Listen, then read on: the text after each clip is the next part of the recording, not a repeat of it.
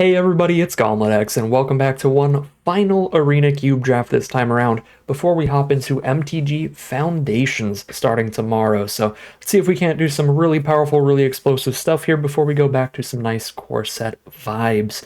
So one thing I do want to say, I have not drafted Mono Red Aggro this whole time around in Cube, and usually I end up drafting that archetype several times. So I'm slightly in the mood to force it here. So if you want to see some aggressive stuff, this might not be the draft for you. That said, I don't know if I really want to completely force specifically mono red aggro when there's also an insane card for any white aggro deck with Luminarch Aspirants here. This card demands removal immediately, and if it isn't killed, is going to make your board astronomically large with those +1/+1 counters. This card is also fantastic in aggro. Restoration of Agandra is a really good value play that also spits out tons of creatures later, so that's also fine in aggressive decks. So it's really between the Stormseeker and the Aspirant for me today, wanting to do aggressive stuff, but we'll go back to our roots here. We'll see if we can't force some mono red. I will start with the Stormseeker, and that leads into the Royal Eruption quite well. There's also a Smuggler's Copter, that'd be perfectly fine. It's going to help us dig through our deck, make sure we're not hitting any mana flood, because we can ditch those lands for non-lands, stuff like that. That seems fine, but Royal Eruption, being able to shoot the face, if you top deck it late and you have the mana to kick it, you can shoot them for 5. It's pretty insane. Chandra's a strong card, not really good in mono red aggro though. The slower your red deck is, the better she is. She's good in like big red, which is more mid-rangey. It's got some mana ramp stuff. If you can play the other Chandra into this one, that's particularly good, where you get like 2 extra mana towards casting this. But I think we're just trying to be real quick here. Grab the Royal Eruption. There's the Bone Crusher Giant, Hellrider, and Shove Aside. Other fantastic options. But the Bone Crusher Giant is sweet, being able to clear out one of their early blockers with the Stomp ability, plus spit out a pretty large threat, 4 power, 3 toughness, and if they have to spend removal on it, it shoots them in the face for 2. So it just does a lot of great stuff for the archetype. Now pick 4. There's a pretty good white card here, but obviously not an aggro card. Elite Spellbinder, though, could be good in Boros. It's going to look at your opponent's hand, and if they have the Wrath of God or the Damnation or whatever, you get to tax it, make it cost 2 more mana for them to cast it, so you're delaying it for 2 extra turns. So that can be pretty good in aggro decks, and I don't think Shatterskull Smashing is a particularly important pickup for any mono red deck. It's much better really later into the game. So we'll grab the Spellbinder there, because if red isn't open enough, we will have to have some secondary color here. Maybe Boros can be that direction with Paulo at our side. Now we've got Dragonwing Glider or Intrepid Adversary. 2 mana, 3/1 lifelink, fine deal, and obviously flexible to wherever you draw it. You can kick it and buff your whole board. Adversary is probably a little better than Dragonwing Glider, but again, when there is a solid red aggro card, I am just going to lean that direction towards the chance of the full mono red. Pick 6, we have Prairie Survivalist. This is basically Luminarch Aspirants. This is like double Luminarch Aspirant. It doesn't give you extra toughness, but my lord, does that put a lot of extra power out. We'll go for the Prairie Survivalist there. There's actually some Mox producing card as well. I don't know the Alchemy card super well, so maybe I should have actually read that card. But there was the Boros Mox Maker, and that may have been a viable option. This pack does not look great. Prismatic Ending can exile a 1 or a 2-drop if we're in Boros. It's not awesome. But a 5-drop that doesn't do anything until it hits. It's probably way too slow for aggro in a cube format.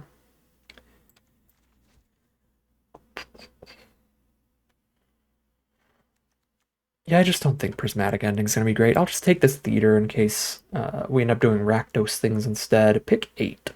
Is Overlord good in aggro? 4 mana for 4 damage to any target.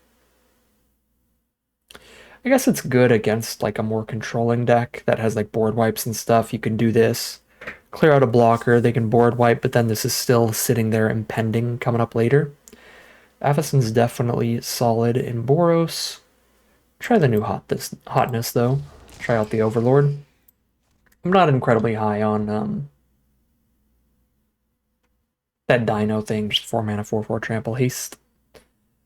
Whenever you create whenever you commit a crime, create a treasure. If you get 3 of them, you can get a flyer, but mainly you're just going to use those treasures to curve out quicker. We're going to need a lot of cheap removal to go with the Magda, but we're going to take that pretty highly. Sunspine, great in the right matchup.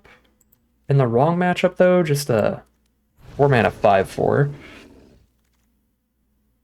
4-mana 5/4 is certainly not worth it in cube standards, but if you're against a deck with good life gain, or if you're against a 5-color deck, this would be pretty legit. Alright, pick 10. Aven Interrupter is a little tempo counter here. It's actually hard to play in an aggro deck because you have to flash it in. You have to hold up 3 mana and hope they cast a spell instead of just adding to your board. That said, Getaway Glimmer just seems pretty bad. Get the Hellrider to come all the way back around. You love to see it. Pick 12. Doubt we're playing Cold Steel Heart, but it's an option. Intrepid Adversary, pick 13. That was my favorite Boros card of that pack, and Rabbit Battery came all the way back around. Looks like Boros aggro. Looks like a decent spot to be here. We even got the random 5-drop.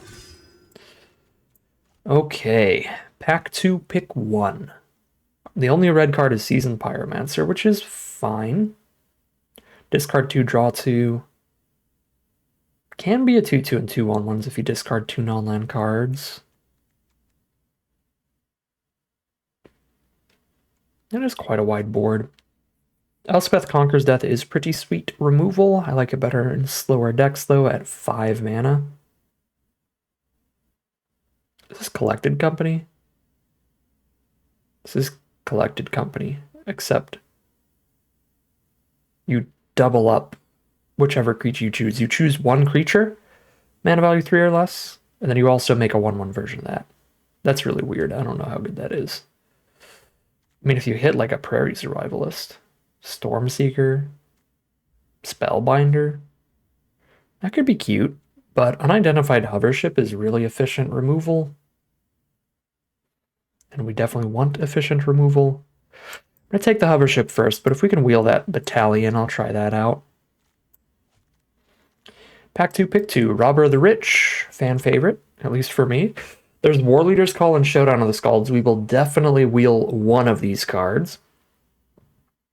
We need a really good amount of 2-drop aggressive creatures, and we only have 2 right now, but we also need a great amount of cheap removal, like Volcanic Spite, and right now we have 2. We have Royal Eruption and Unidentified Hovership, so both Volcanic Spite and Robber of the Rich are incredibly high picks for me right now.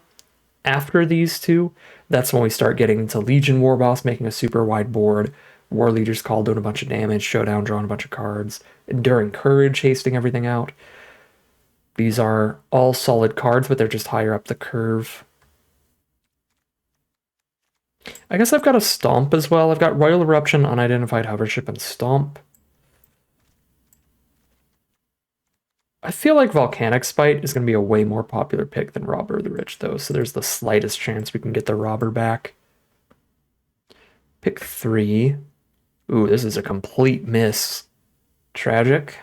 Could take a Lingering Souls.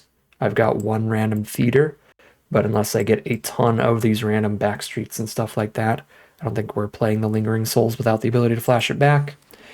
But maybe there's going to be enough picks where there's no cards on color that we can take a bunch of random black duels towards the Lingering Souls.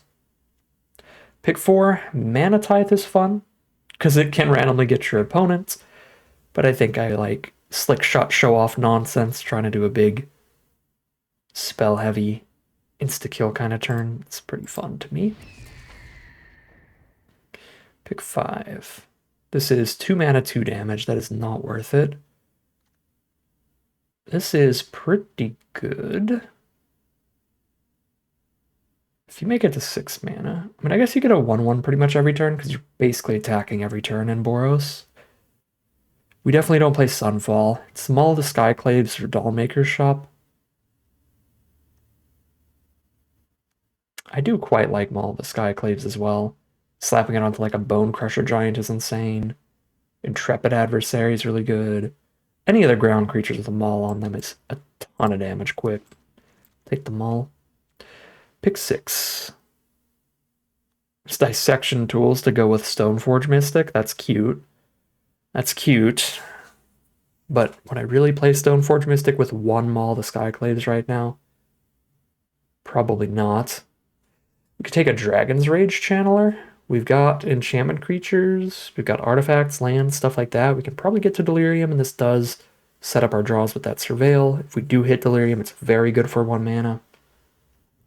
Facebreaker's good too, but I've got a big clump at 3 right now.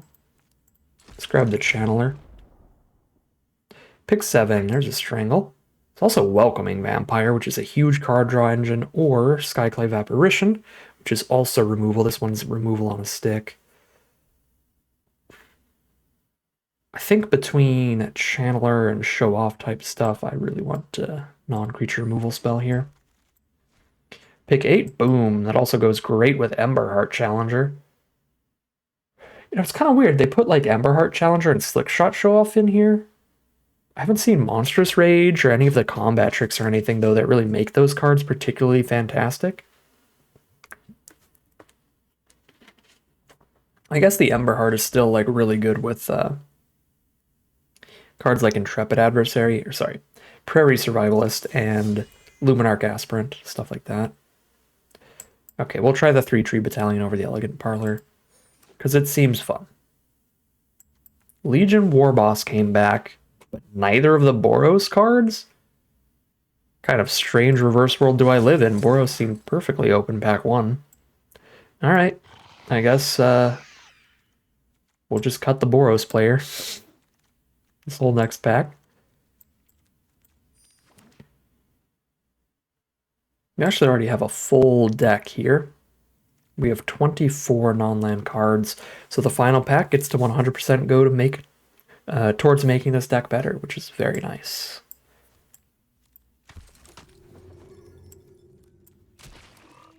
All right, Goldspan Dragon.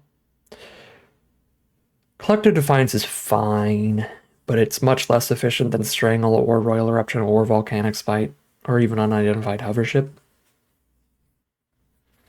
So I'm not massively high on it, and I hate this Abbot. This Abbot is just awful for me every time I try to use it. It's not a 2-drop on curve, because you don't play it until you can actually play the card that you exile with it. So it's like a 6-drop, basically, because you gotta wait till you know that even if you hit a 4-drop, you can cast it. This card has just been astronomically bad for me every time I've played it. It's just always been exile the top card. So we'll take the Goldspan Dragon. Here's a Journey to Nowhere, that's super efficient removal, although Trumpeting Carnosaur is quite fun. 3 mana removal, but if you don't need that removal, you have a 6-drop finisher in your hand. Is that better than Journey? Sky Sovereign's also strong. Big Dinosaur. Pick 3, Detectives Phoenix. Flying Haster. Recast it from your grave as an aura attached to somebody, giving them +2/+2 Flying Haste. Also the Enduring Innocence card draw engine. That seems to be the best cards here. This is not a good Young Pyromancer deck. We don't have that many instants and sorceries. Clifftop Retreat would be good too. I go for the Phoenix though. FOMO. FOMO's fun. Inspiring Vantage is actually a really, really good duel for aggro, because the most important turns for untap lands are the early ones, but just 2 colors here and some random treasure producers. I'm gonna make sure I get enough good aggressive 2-drops like FOMO.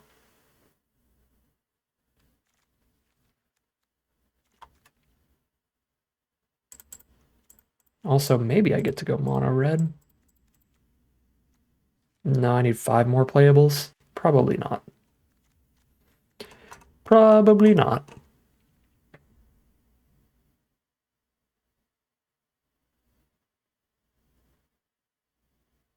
Ideally more than 5 more playables, because we'd want to go less than 17 lands here. Well, Braid.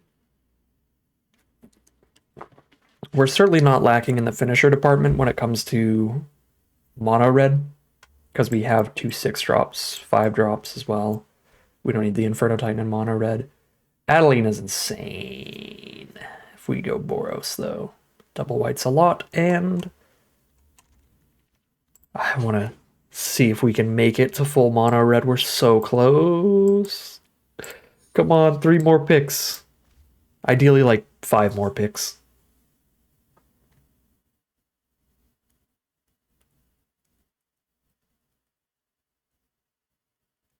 Even if I 0-3 with this, as long as I get to go back to mono red aggro and cube, I'm happy. Oh, let's go. Light up the stage. Genuinely great in mono red. 2 more. But again, ideally, like at least 3 more. Pyroclasm is garbage in mono red, so we have to take Philia. We're not playing Bankbuster in mono red. Alright. Boros speculation. I've got a lot of good Boros cards, so we can at least play just like the easy to cast white spells, like don't play the double white cards anymore. I guess. But there's Collective Defiance. 22 out of 24 non-lands that we would want. There's Sky Sovereign. Genuinely good. Clears out some blockers, does 1,000,000 damage. Young Pyro is not that great in this deck, but it gives us a 24th non-land card, so I'll take it. And it actually got considerably better this pack. We took almost exclusively instants and sorceries this pack. We got Play with Fire, Abrade, Light Up the Stage, and Collective Defiance out of this pack. So, this Pyromancer just got considerably better, and now we get to play 15 lands, because I got a Spell Spear as well. Not super duper exciting here, but in a mono color deck like mono red, you're never going to be stuck off of a certain color, which is part of the need of having a really high land count. And of course, the curve's going to be decently low, so I think we can be very free to play 15 lands even. So let's just do that. We're going to play 15 mountains and hop right into the gameplay. Alright, here we are for game 1. We actually have to do young Pyromancer things if we want to do that. There's the Deathrite Shaman, which I would really like to bolt. But we're on the draw, which means that I'm probably going to have to kill that without a Pyro on board. Well, I guess it's not mana unless they have fetch lands, right? Yeah, no, we're actually fine. That's not a straight up Birds of Paradise or anything, so we'll get the... yeah, we'll get the Pyro down first. Get 1/1s over temporary +1/+1s. 6. 4 toughness? Yikes. I have so much 3 damage burn here. 4 toughness is an issue. This card just takes over the game too, right? Mill 3, pick up all the milled lands, and they can cast anything in their graveyard, any non-land permanents. By discarding those lands, they are just drawing into off of 6. Yeah, that's a nightmare for me. We can block and burn it with Young Pyro. It's a pretty bad trade. The Stormseeker here is just a 3/3. It doesn't even attack through 6. Wow. Yeah, 6 is just a whole roadblock. Just do this and try to get a 4th mana.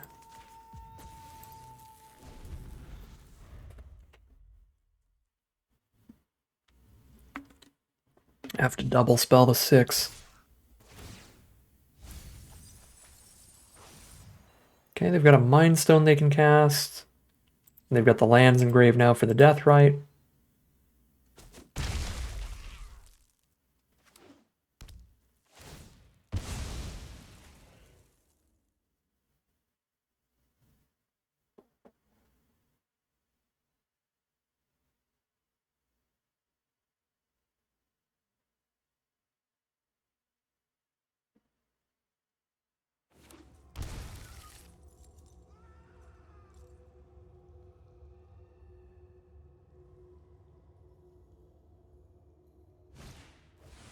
There's the Mind Stone. And that's the turn. We did not hit the mana to kill 6. Can spite. Spite the Deathrite. Ditch probably Carnosaur. Try to hit a land. I guess Spell Sphere is also kind of bad here. If I am ditching towards mana.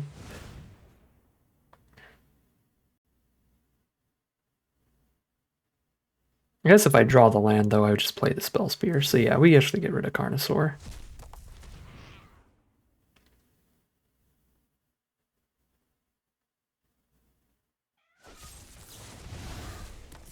Alright, sure. Still get my 1/1.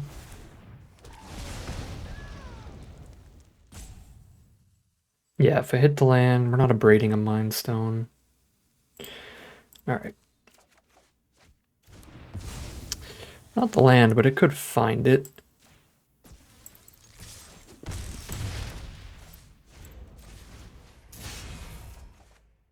Beautiful. So next turn I can double spell 6, but now I'm not getting 1/1s out of doing that anymore.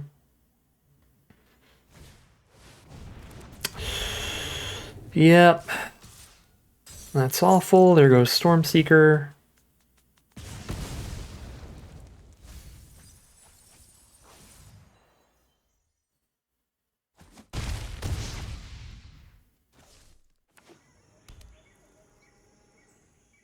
If I double spell 6 next turn, I lose this Emberheart Challenger forever.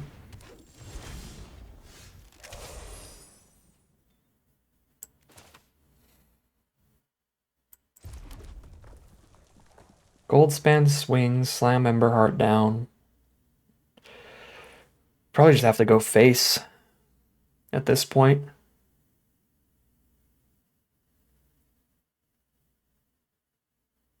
Yeah, we can't play the Emberheart and kill the 6 here. We go face.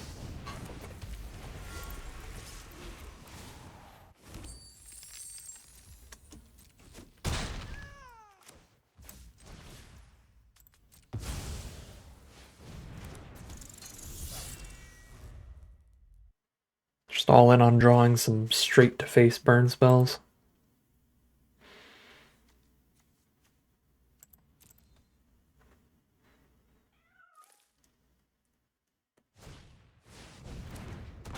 They go for the gamble. Spin the wheel, find a fear of missing out.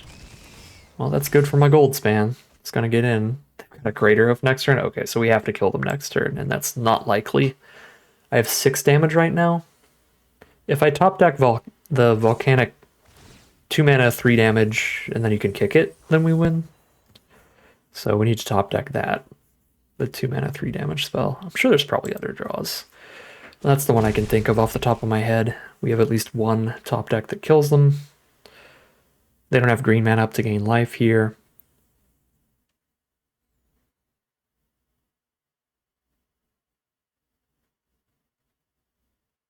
Just need 3 damage.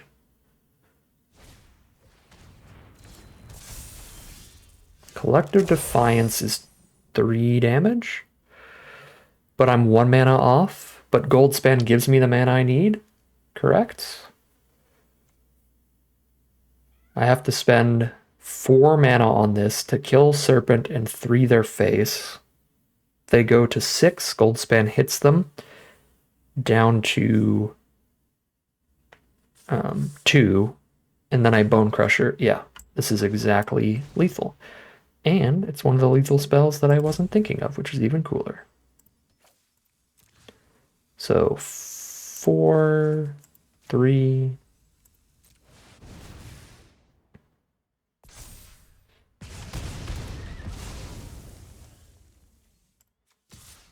Put them to 2.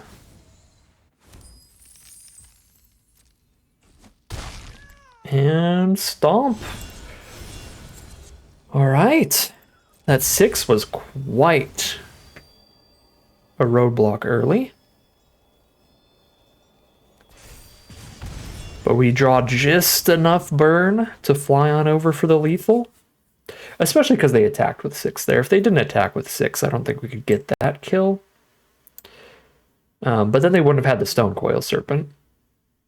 So I guess, yeah, without the Stonecoil Serpent, then we could have just Collective Defiance the 6. Yeah, we probably just get there either way off those draws. And maybe played it a little aggressive with 6, could have stopped a little bit more damage on some earlier turns, but Really, really close one. But we start things off 1-0 off some lucky draws as we head into game number 2. All right, game 2. Try to do slick shot show off things with the play with fire available right now.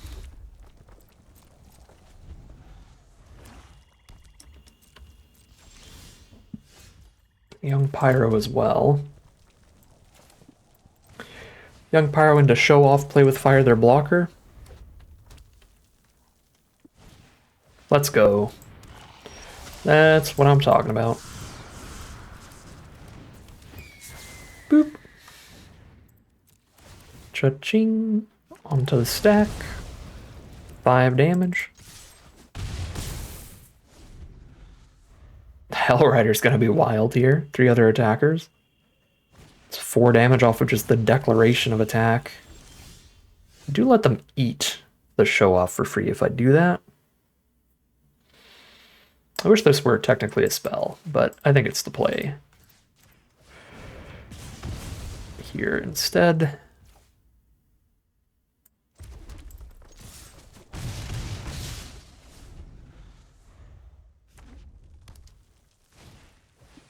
Blood Tithe Harvester.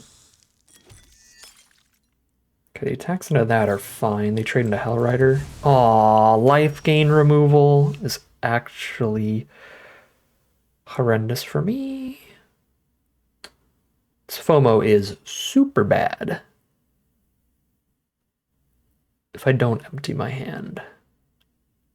Like, it's not going to be good to Braid Harvester plus play FOMO here, because ditching the Hellrider is awful, but it's also not great to just play Hellrider into the Harvester. They've only got the 1 blood token, so they can't kill Hellrider with it, but I don't really get to attack with Hellrider this turn, which is bad. I guess I can just cash in Hellrider for 3, 6 damage this turn. Then I get to FOMO Braid next turn, since I'm empty-handed if I draw land. Harvester is going to trade into one of my threats either way. Hellrider is certainly a better card to trade into, but we can cash in 6 damage here off of it. Instead of just attacking with Pyromancer and hitting for just 1 this turn. And then still losing Pyromancer.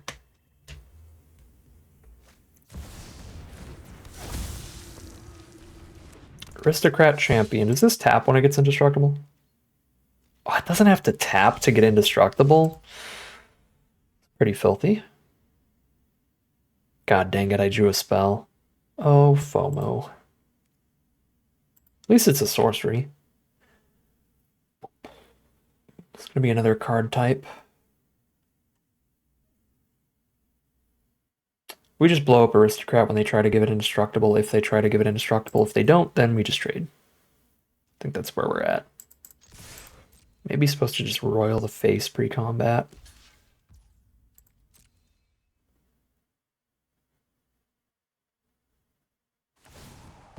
Okay, this would have been really bad for us if they didn't try to give it indestructible, which is why I was thinking maybe we Royal the Face pre-combat.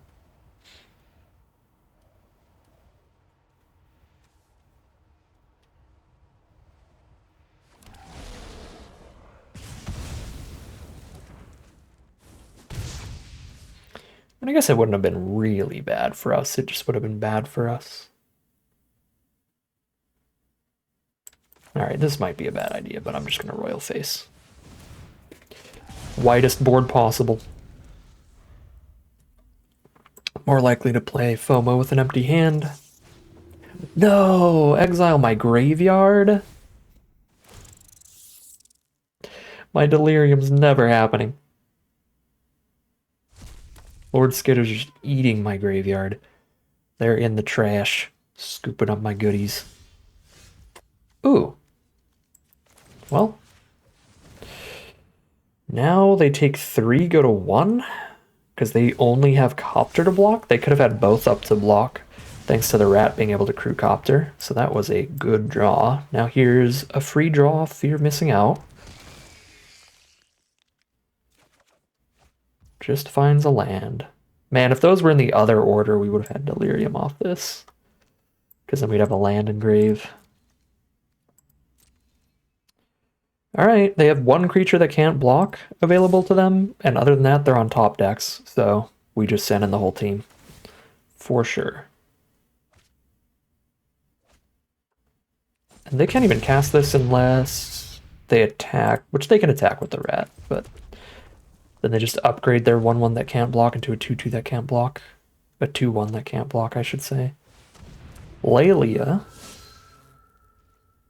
Guess they have to gamble. We have so many 1/1s, they can't really block. Wooded Foothills, well, they can go out on their own terms. There's that. Well, Young Pyro has been a huge overperformer. Was super important this game. It was also pretty fine last game. I don't know if we actually even used the 1/1 for anything, though. We got 2 damage out of it. We hasted it out with the deck box art werewolf thing. So yeah, Young Pyro has showed up both games, and in game 2 it was particularly great. So good work from Young Pyromancer here. We are now 2-0 heading into game 3. Game 3, can I keep a 1-lander? No. This is keepable.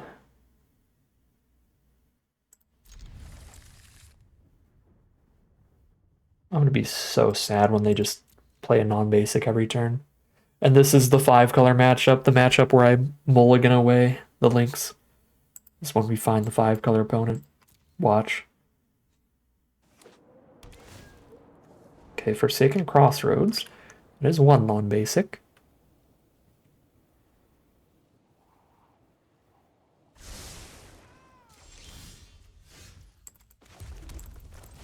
Well, land on top means links would have been better to keep than the other land.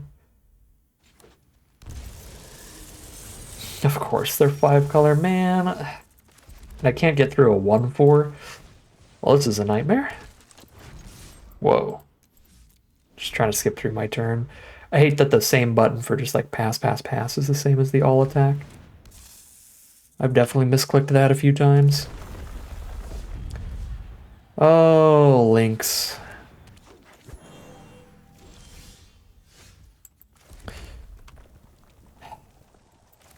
Just flood now.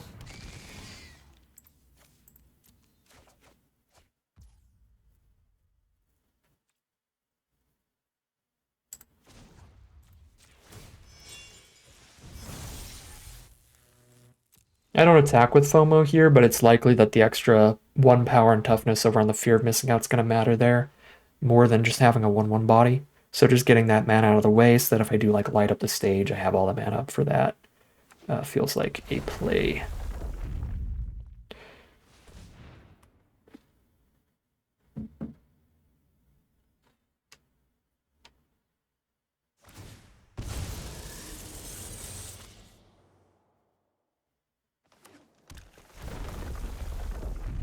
Let me spectacle my light up the stage. Alright, you got me. There's no way we're getting through a Great Henge, unless we top deck a Braid pretty much immediately. Can Phoenix into light up for 1? So that's the only way to get damage here is to fly over. But then I don't have the mana up for the Abrade if I hit it off the light up the stage, but that won't happen regardless. Because if I just hard cast light up the stage, I also only have 1 up. And I guess this way I technically have 0 up.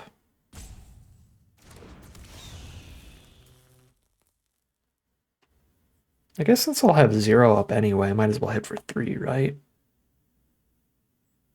Oh wait, no. Then I can't cast the light up the stage. Brain does not work right now.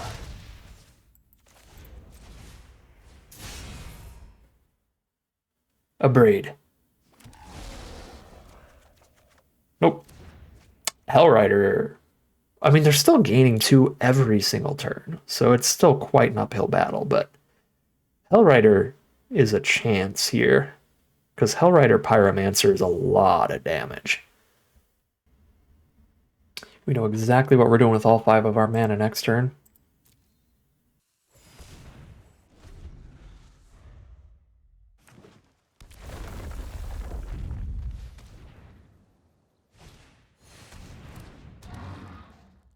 Hello, Kogla. Sure.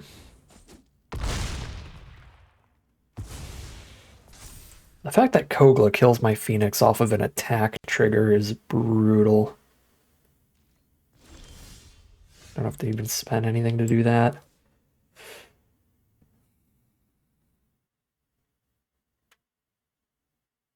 They have pretty much infinite mana here anyway. I mean, Strangle's just gonna be gone, so I might as well just kill the Cobra.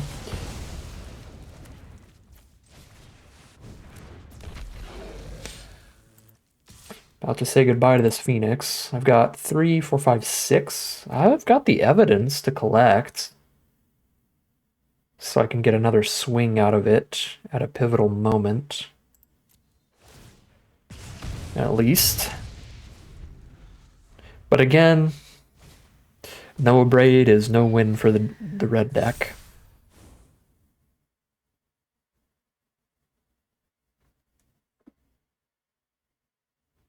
So let's find that Abrade, shall we?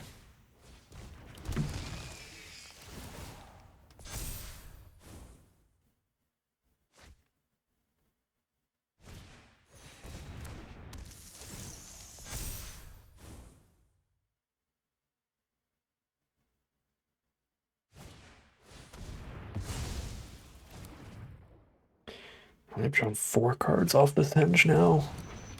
Oh my god, the Chariot too.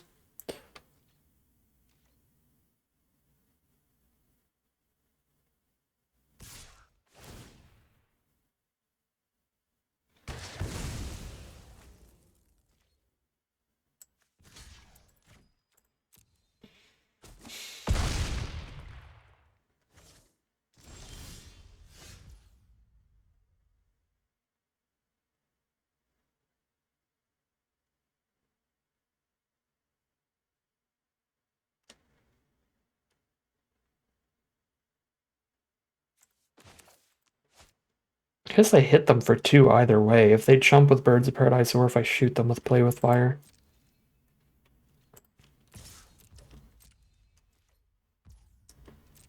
So this way I might be able to deal 4. Doesn't really matter. Great Henge is just absurd in this matchup. Well, kind of just absurd, period, but red really crumbles to the life gain.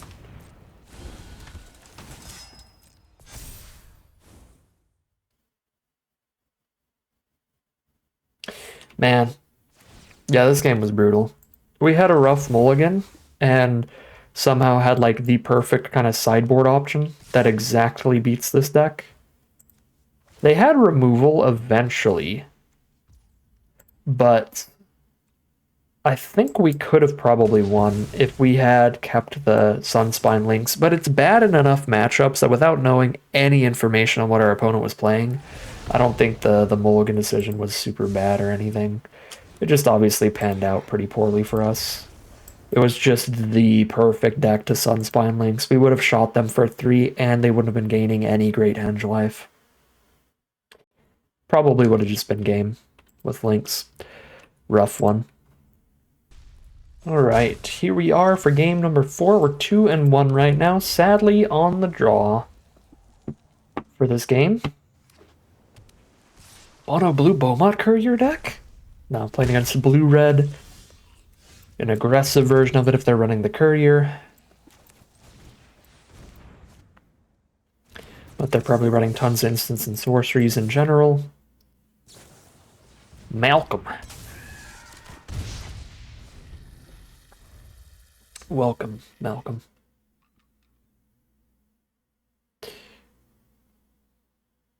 We found the sucky matchup for Sunspine Links, now that we actually get to keep it in hand. It's just going to be a 4 mana 5/4. Just a big idiot to die to a 2 mana removal spell. A Lava Coil or something.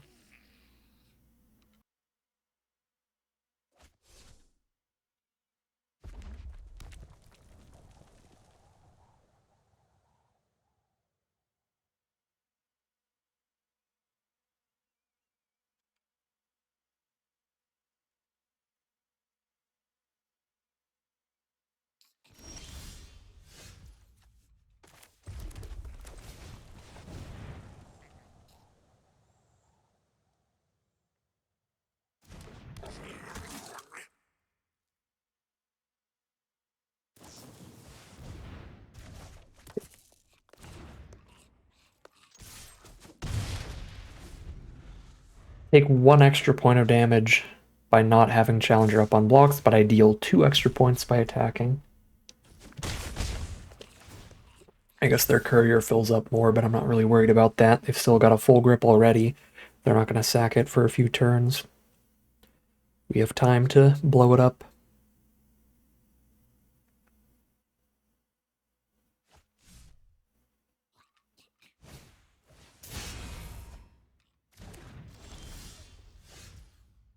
Okay. So they were looking for mana there, did not find it. It's pretty good for me. Let's establish a bit of a board, shall we? Let's go Pyromancer Spite. Ditch the links. Maybe better to kill Malcolm here.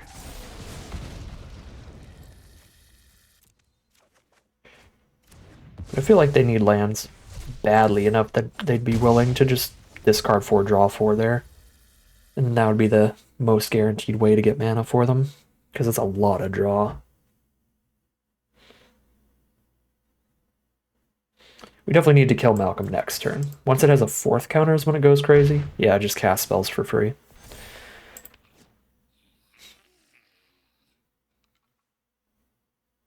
So now they can Unholy Heat the Pyromancer, or if they hit a mountain, they go Mountain Overlord the Pyromancer. Well, there you go. At least that mountain shot them in the face for 2. Alright, looks good. We're going to hit them for 4 here. They're not going to have a Malcolm. Overlord is probably not relevant until the game's already over, which is good.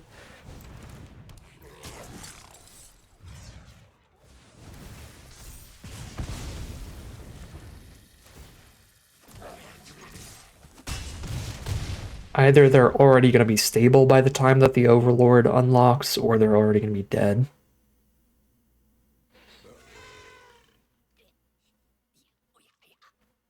The Overlord does give them inevitability, though. If they manage to stabilize here, they win.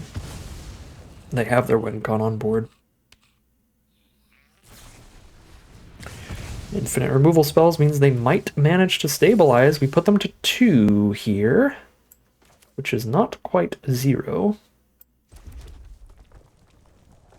I could bestow Phoenix onto the Channeler, I guess. Oh, I have to collect the evidence to bestow? Okay, we definitely don't do that then.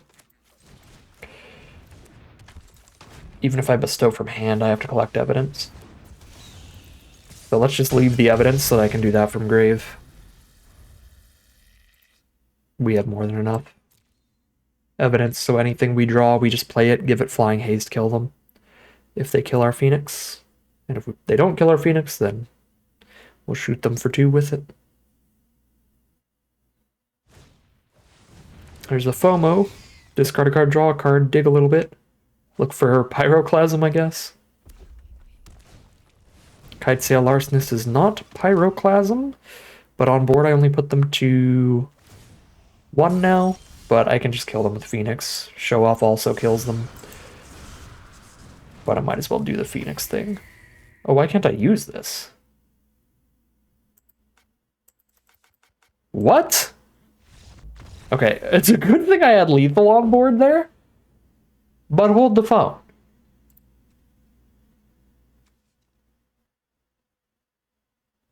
I have to play in full control mode to make that play. If I top decked a land and then I played a land, I would have lost the game. Because of the way Arena works. Arena sees this as just a treasure, and I have nothing to spend mana on, so it's like, alright, whatever. Pass through. I would have literally lost if I top decked a land and then played the land. Even though, obviously the play is to sack the treasure for a red, and then use that red to bestow this from the grave. Like, we had lethal no matter what we drew, but Arena doesn't give me the option to spend this treasure. To sack this treasure, just to float a red mana. Because it's like, well, why would you ever want to do that? Let's just auto pass here. Ooh, alright, well, we got the win, but that's a pretty important thing, pretty good thing to know. Nice little corner case. Gotta go full control mode if you want to crack this thing. Or at least don't play the land first. Make sure you still have something in your hand that makes it not auto-pass yet. That's a concerning thing. Concerning way for it to work. Because I think there's multiple cards where it would be relevant to put them in your grave. Any creatures with Unearth, or Bestow from Grave, or Aftermath, any of those kind of creatures. I guess it's not Aftermath. Aftermath was the ability on spells. Embalm and Eternalize are the creatures that can flash back. Anyways, still another pretty great game for us. 3-1 here. Opponent had some bad mana issues there, and that gives us another victory. Probably not supposed to keep, but here I am on the draw again. I'm just gonna light up turn 2. And I'm gonna draw all of my oh, never mind. We're the control deck. I'm gonna Lotus Cobra that. Or sorry, Play with Fire that Lotus Cobra.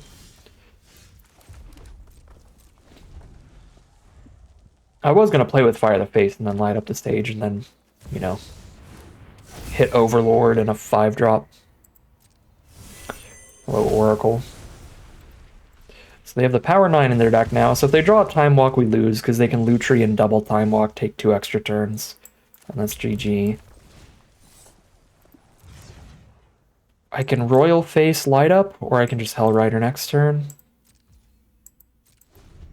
Could also just naturally light up, but when I already have a Hellrider to play, there's some misses with light up the stage. Turn another creature you control to its owner's hand. So if they play a good ETB effect next turn, we're not happy. Mono red control, baby. They could have a counter here off the Flooded Strand. That would be sad, but it would be sad no matter what line I go for. There's not the counter.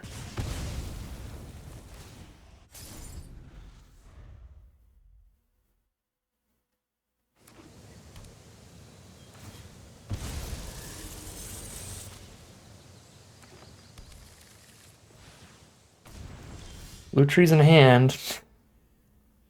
They better not have the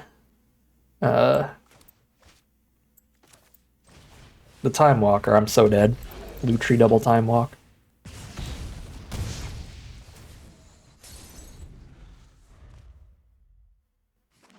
Double Ancestral Recall would also be pretty much lethal. Oh, Prime Time is fine. Prime Time is fine. Welcome. Goldspan, I can't afford you. Boop. Boop.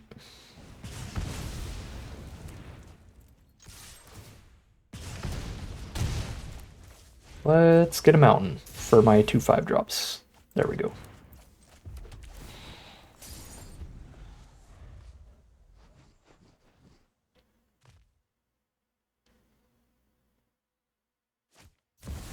Oh, life gain. Gain 3, draw a card. You hate to see it. You hate to see it. Volcanic Spite is not big enough to matter against the Tyrant, but it could kill something else. So I think I go Goldspan over Dragonwing Glider so that I have Volcanic Spite up.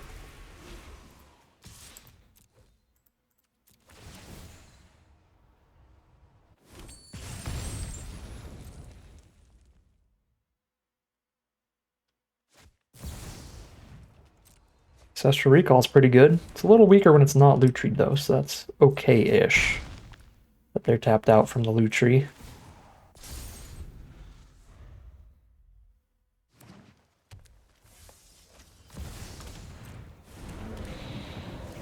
The big green life gain, and the broken Uro animation.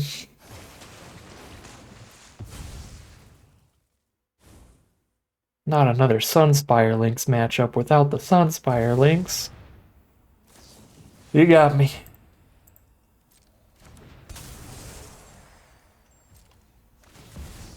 Power 9 will do that.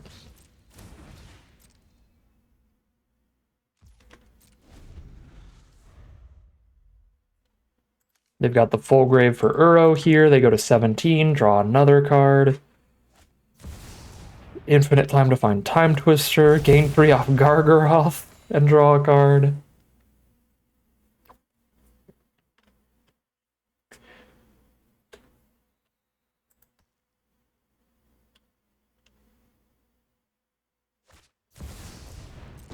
Sure.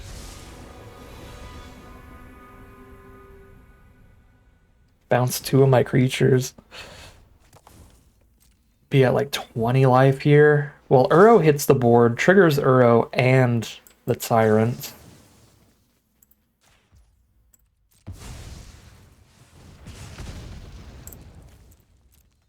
Guess I gotta kill Jace here. It does not matter. We are 100% dead.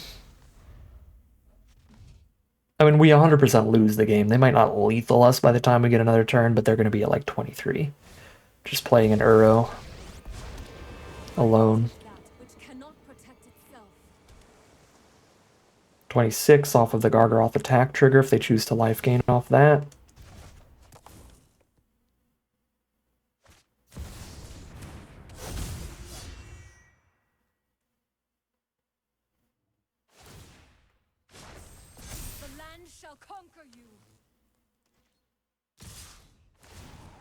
And that's lethal. Turns out Time Walk's pretty busted, and we are 3-2 heading into game 6. They're all removal, no threats hand. Super awkward. I mean, we're on the draw, though, which means we are in a position to interact with everything they play. We're on the draw a lot today. Hey, let's go. We found 1 threat. Now I can light up the stage and actually do something turn 1. I get to poke them instead of just staring at their tap land being sad. Lynx, where are you?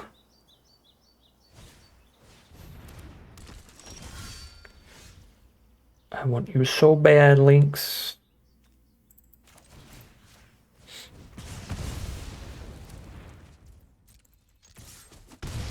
Time to hit my 5 drops. Nope. Good hits.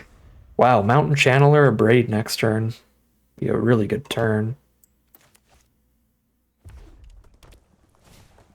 Does it get haste? No. Channeler does not get haste. Dollmaker's Shop. I would rather they not draw the card. But I would also rather just kill the Sentinel immediately. So, here's where we're at. Draw your card. I guess I could destroy that instead. Either way works. We'll keep that. Definitely want to kill every creature they play when they have a Dollmaker's Shop on board.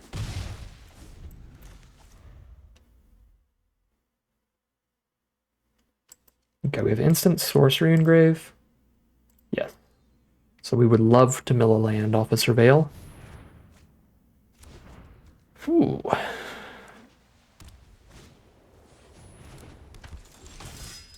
So keep the Spite for the Hellrider.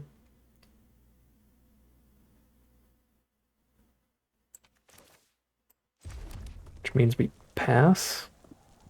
So I also want to be able to kill this Night Counselor, trade into this Night Counselor. They 100% have to just play Hellrider here, because otherwise it's gone forever.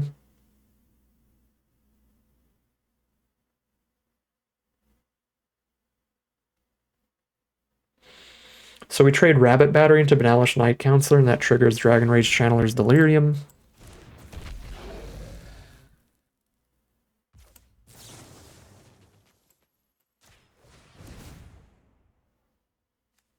Enchantment creature does too. And that has an ability engrave. Oh yeah, we mill that, and now they don't have good blocks, or good attacks at all. I'm fine to Hellrider instead of Sky Sovereign next turn, if I don't hit another land, so let's turn that into a spell. That was such an incredible Surveil. Make their attack useless.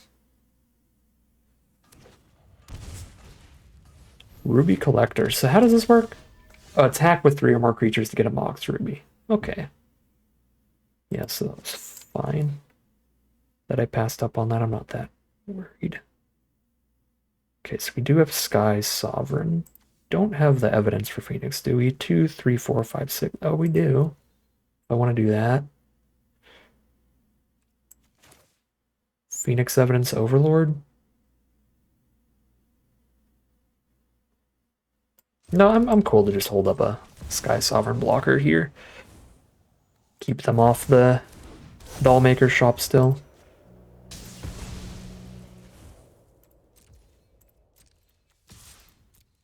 Oh wait, I don't have Sky Sovereign as a blocker, but I still have the Rapid Battery trade. This is a crew 3, not a crew 1. Be insanely good if it was a crew 1. Magda. 1 card left in their hand. Sure, have a 1/1.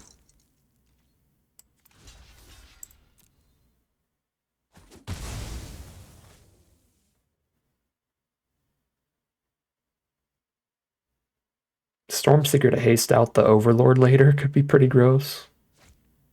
Stoke the Flames. Alright. All these spells really win this game right now.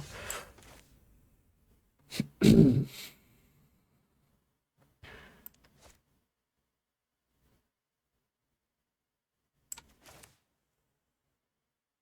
just Hellrider Crew. I think it's actually Stormseeker Phoenix Crew.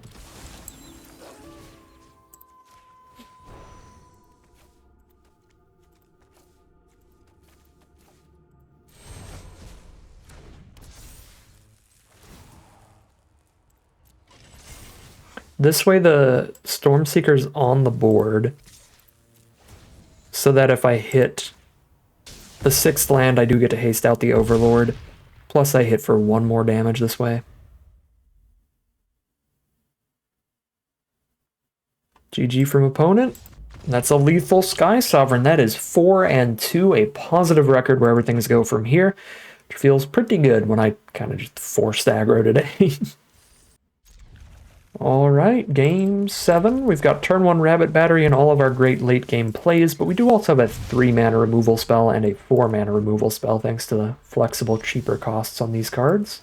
Hey. We hit the curve out. Carnosaur, a bit of a Nomba with the show off though, where it's not going to buff up its power at all. Hello, Kellen.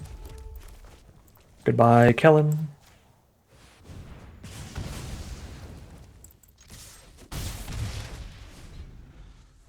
Even the Overlord doesn't trigger the show off. Yeah, this is a little awkward. Ew. Enduring Innocence does stuff even if it dies. It just comes back as the enchantment that draws our opponent a million cards. Well, rough hit off of the Emberheart Challenger. But whatever we hit, we weren't going to be able to use. I just wanted to be able to attack past the Innocence. Because trades with it are really bad. It's got lifelink too. This card is just got a lot of things going for it that I'm not a huge fan of. Oh, stomp. Pre-combat to get the buffs. I mean, I could declare the attack and then stomp during combat, I guess.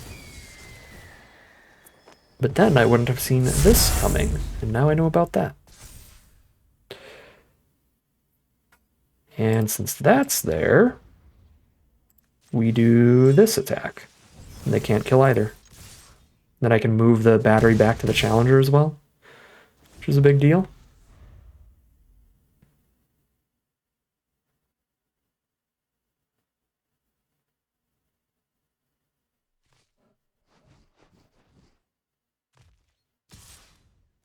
Go to 8.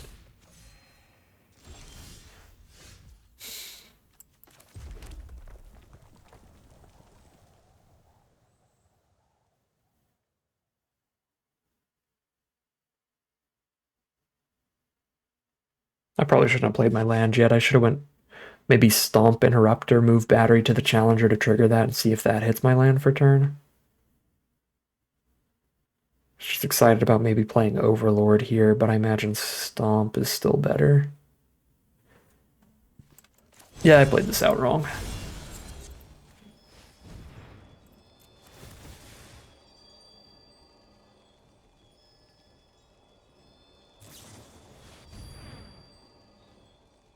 All right, pray for a good creature in the top 6.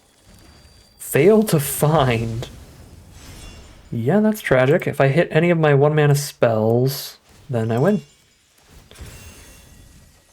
Sky Sermon's a 5-mana spell. Alright, so the incorrect order did not matter at all. We would have just hit them for 7 either way.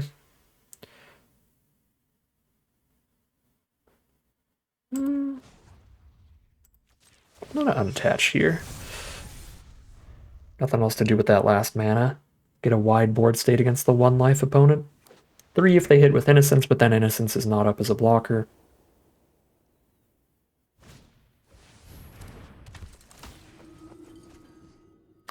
Aspirant plus Innocence is pretty good. They're tapped out, so we know whatever we do resolves. If I hit the land, we just kill them in the sky. So let's see about that. Cool. That works with me. Boop, boop. Alright, they did have to attack there because I had a flyer already, the 1-power flyer. If they didn't gain the life, then we could just hit with Show Off. Alright, 5-2. Break even point out of the cube draft. We get all of the gold that it costs to play back out of the event. And if we get any more wins, we're in the money.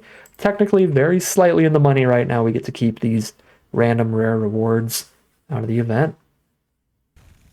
Let's see if this is a good Lynx matchup. We are on the draw again.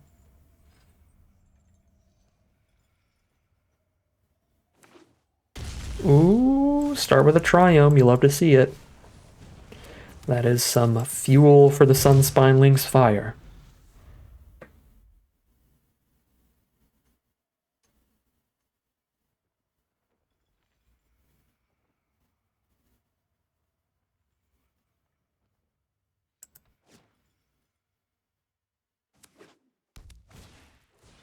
Dragon's Rage Channeler.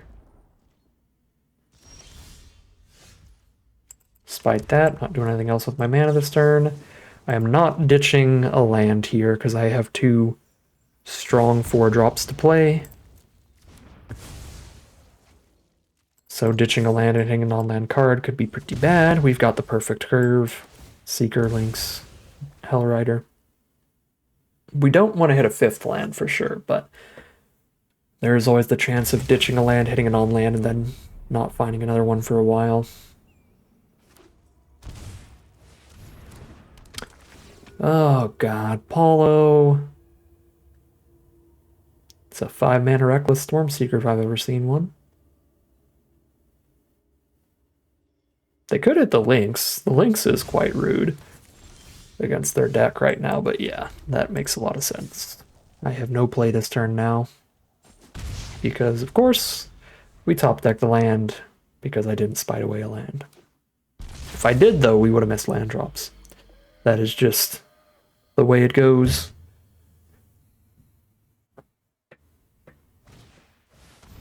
Ew. Well, that is a boatload of blockers. And a massive problem. Drop this while they're tapped out.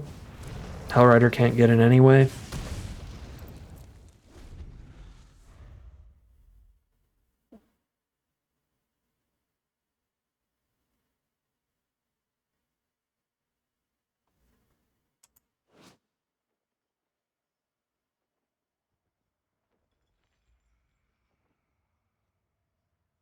Some cool sleeves.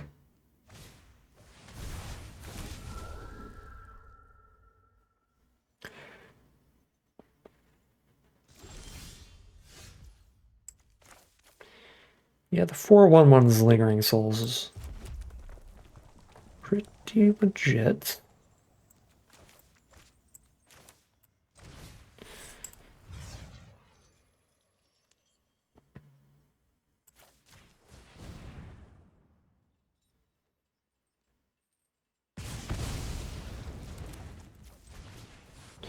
Sunspine Lynx clears their board, but then if they have any life gain, it's available. think we attack with the Lynx here against like 5 color. Wow. Shut off my own life game.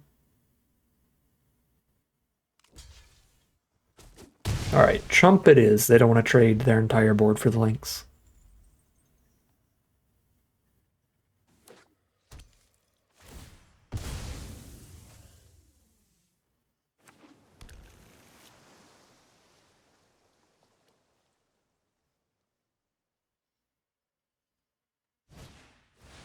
Glorybringer, and that's going to be the kill for the Lynx.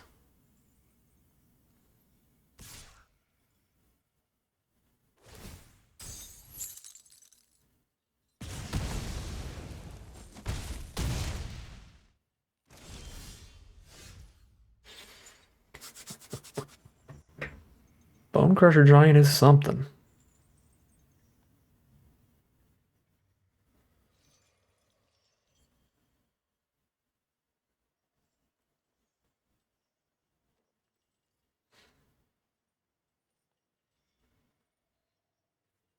Mana-wise, this feels like Stormseeker here. We hit a land, we get to Hellrider plus Stomp in the same turn.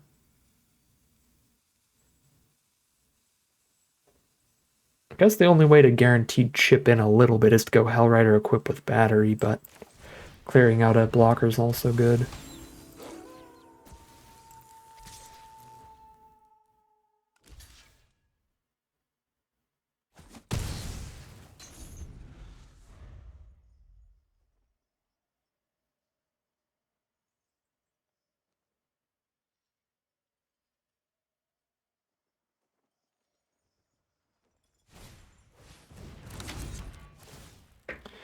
Buy Rabbit Battery. Savior for Glorybringer, even if I find removal that can kill it.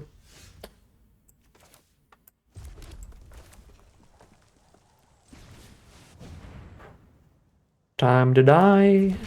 Glorybringer is going to win the game. It's going to kill Hellrider. Then we have no action.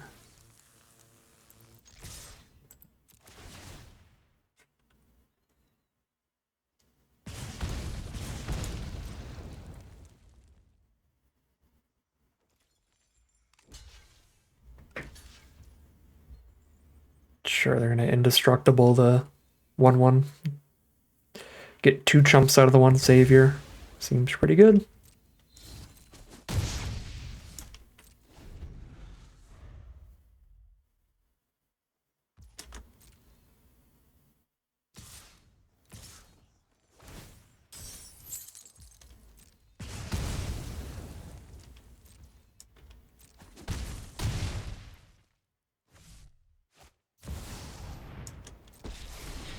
Goodbye, Stormseeker. Wow. Yeah, that's game. That's game. They tapped out for pretty much anything else. We could stomp the blocker, play the giant, haste it with Stormseeker. But now... yeah, I mean, we just lose no matter what. Don't really have a 7-power haster to draw into, but we'll see what we can draw.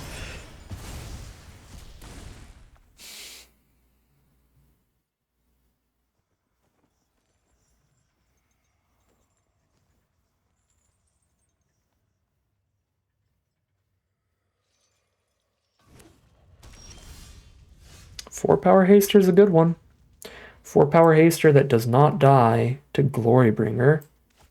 They don't have enough loyalty to minus Kaya, so we go face. Just try to go face 2 turns.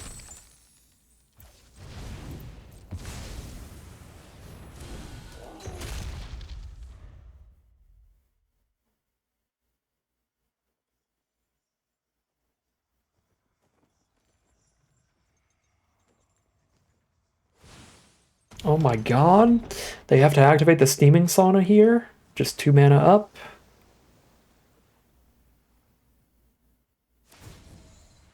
Ghost form the Glorybringer. Draw a card. Show me the removal. Or we'll hit for 4. They did draw an instant. Because Arena's holding for them. Well, I mean, if they have removal, they save Kaya or they save themselves either way, so we just hit them.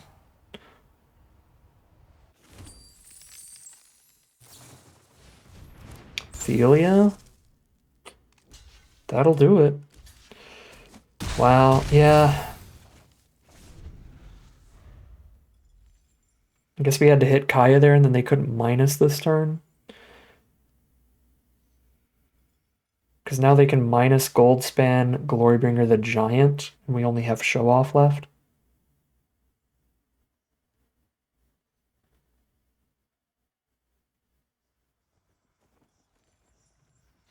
Still think there are several cards in the cube that they could have had there that were holding for them that would not have saved them. So by taking the chance of trying to kill them there, if the card in hand was like a Consider or something, just a draw spell, then we win, where we would lose if the card in hand was like Consider and I decided to try to hit Kaya instead, and then they just drew into Wrath of God the next turn. So wasn't like 100% misplay. There are several instances they could have had in their hand there where we still just kill them, and by not killing them, we're just giving them time to draw board wipe. But obviously, in hindsight, played worse here. Maybe they think Bone Crusher Giant is spells or abilities. Hopefully that's not the case. Or hopefully that is the case, and they don't attack with Glorybringer, because that would be very good for me. Okay, no, they know the thing. Yeah. Well, any non-creature spell wins right now. But this Steaming Sauna is just going to take it away for our opponent. Reanimate themselves down to 1 is certainly a play.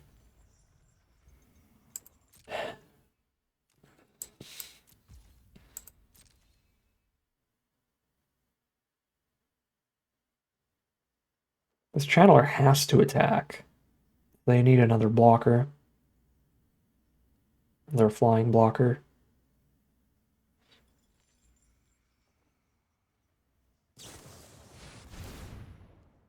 Wow. What a sequence of draws, man. Reanimate, Repeal, Glorybringer.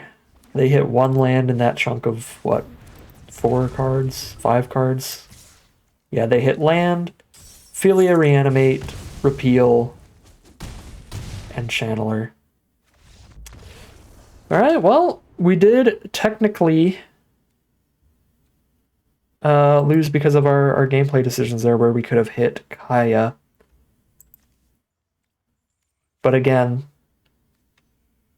there's several cards they could have had in the cube where it would have been the wrong play to attack Kaya. So it's just all about the odds of their card in hand being instant speed removal for only 2 mana, or a flash creature for only 2 mana, or just being one of the instant speed draw spells for 2 mana.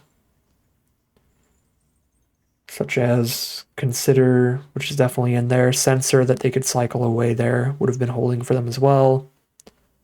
It's a lot of cards they could have had that would not have saved them. Probably was better to hit the Kaya there, and then I think we win this game. It was 100% better with hindsight, but I'm trying to see if it would have been better with the information that we had, that they were on a blind top deck with only 2 mana up, and they had something instant speed. I don't know. It really depends on the amount of cheap instant speed card draw spells in the cube. Because I know that there is Censor and... Yeah, Censor could have been what was holding. Opt could have been what was holding. Sleight of Hand is not an instant. Consider could have been holding. Brainstorm could have been holding. Deduce could have been holding. There's a lot of cards they could have had that would have been holding priority but wouldn't have saved them. But there's also, in like a 4-color deck there, or 3-color, whatever they were, probably more cards that would have been holding priority that are actually like removal that would have mattered, where it would have been better to hit Kaya and just keep them off the exile that next turn. Because then, yeah, when you count up the stuff that would have stopped us from killing them, but we would have still hit Kaya for 1, it's like Fading Hope or Blink of an Eye or Flood Pits Drowner. I guess Flood Pits Drowner, we would have seen it before we had to declare attacks, so that doesn't really count.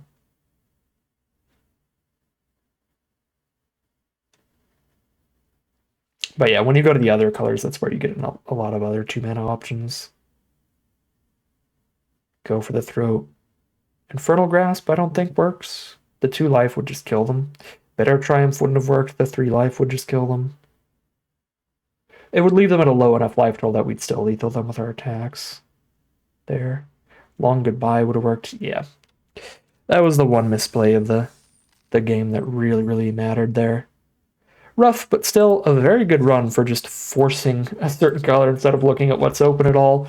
We were just like, all right, take all the red aggro cards, take Boros cards when the red is not available, play some fun little Boros aggro stuff, and it worked out perfectly fine. We got our full entry fee back out of this deck, and we got to do a lot of fun little stuff here. So we'll take that, send off the cube with our first mono red draft this time around. But that's going to do it for the Arena Cube this time around. It is time for MTG Foundations, the latest core set. This one is going to be around for like 5 years, though, so a really good one to draft and play sealed of to expand your collection on Arena, because these are cards that are going to be playable in every format on Arena for a very long time. So super pumped about the set. It looks really fun. I've played it a little bit at pre-release. It has been really fun. And I'm really ready to dive into a new format, so we'll see you all tomorrow for that. But as for today, that is going to end today's video. As always, I'd like to thank my patrons and YouTube members for their support, as well as you for watching the video. If you enjoyed this and you're interested in seeing some more, you can always like, comment, and subscribe to tell the YouTube algorithm to send you some more in your recommended feed. If you'd like to catch me live, you can check out the Twitch channel and the link in the description below. If you'd like to support the channel directly, you can check out the Patreon link in the description below. But other than that, as always, thank you very much for watching, and I'll see you again soon for some more Magic Arena.